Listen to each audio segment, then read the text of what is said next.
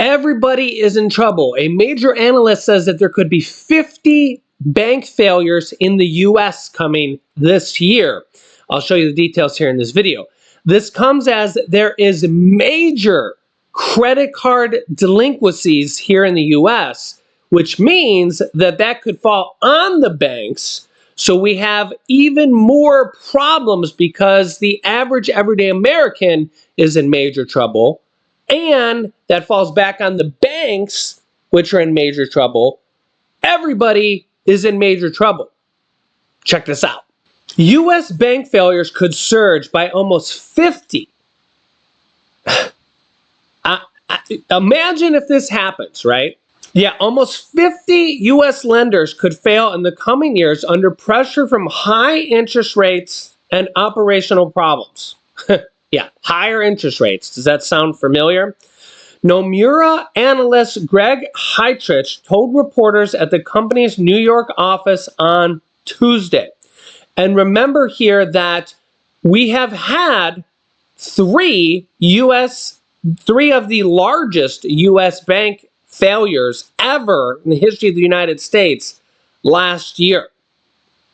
Yeah, three of the largest U.S. bank failures ever last year. Silicon Valley, Signature Bank, and First Republic. We've had many other bank failures as well, but these were the three of the four largest U.S. bank failures ever, sparking worries about the financial health of banks in the United States. Profits at smaller institutions could be squeezed if U.S. interest rates decline this year because the banks will need to pay higher rates to customers to keep their money parked in accounts.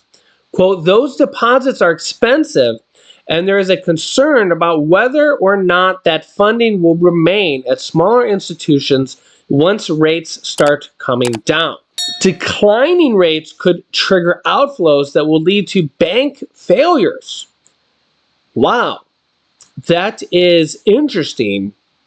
I didn't even think about it. So declining rates could actually lead to bank failures. And meanwhile, we've seen higher rates lead to all these problems. So it's a catch-22. You're damned if you do, and you're damned if you don't.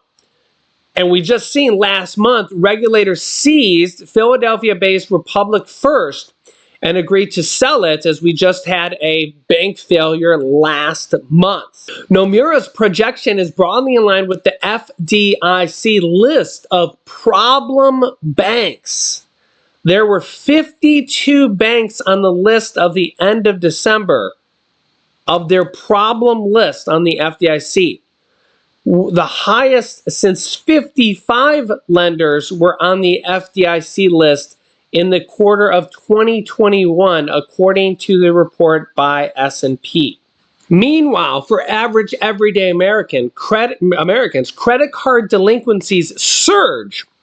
Almost 1 in 5 credit card users are maxed out. In the first quarter of 2024, credit card and auto loan transition rates into serious delinquencies continue to rise across all age groups. An increasing number of borrowers missed credit card payments, revealing worsening financial distress across some households, or a lot of households.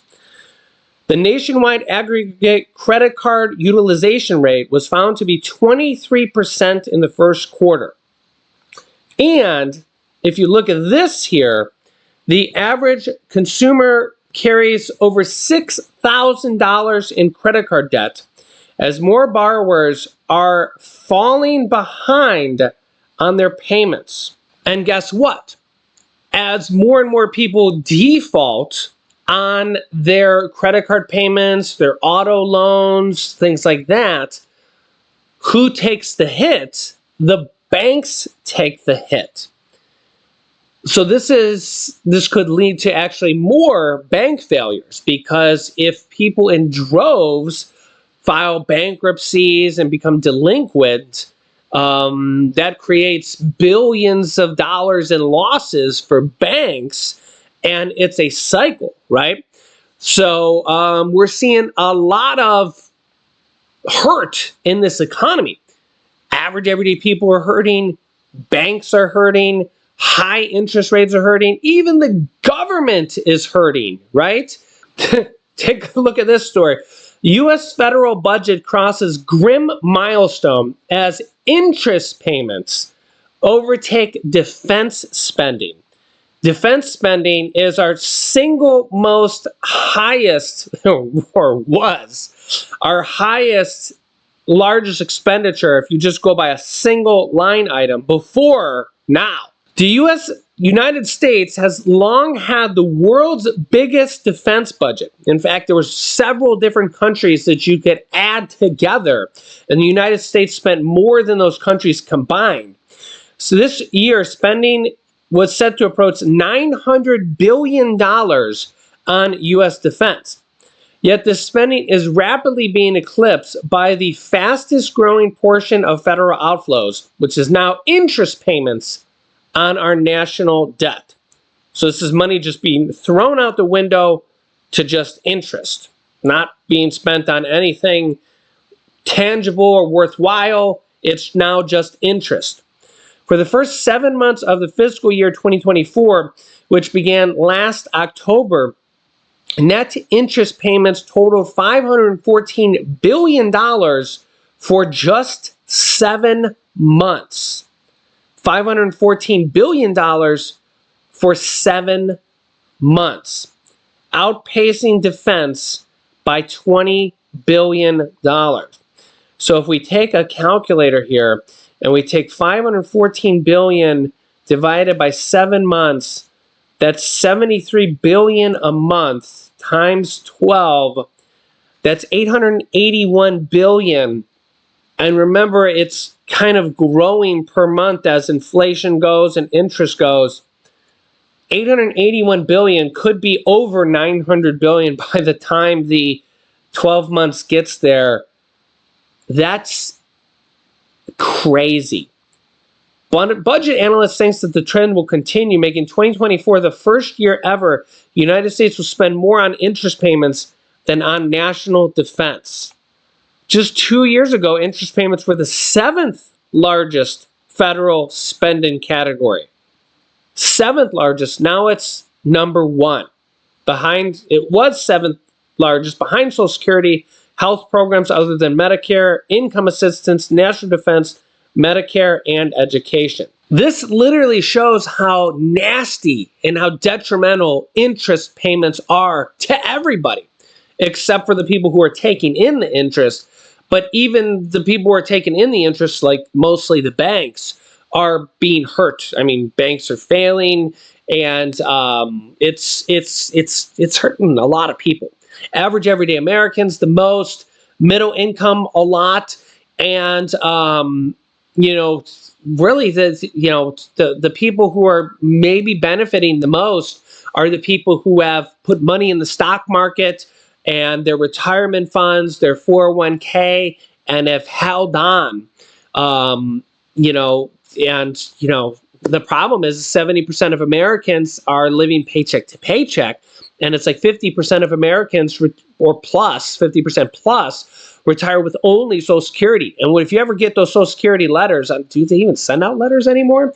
Long Social Security has always been said that Social Security is just supposed to be a supplement to your retirement. It's not supposed to be your only retirement, because it's not enough. It's not enough. I think most people know Social Security is not enough. Social Security is supposed to be, your Social Security payment is supposed to be a supplement to your retirement.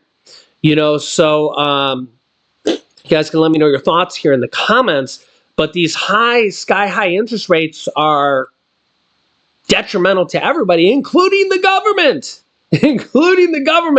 But the problem here is that if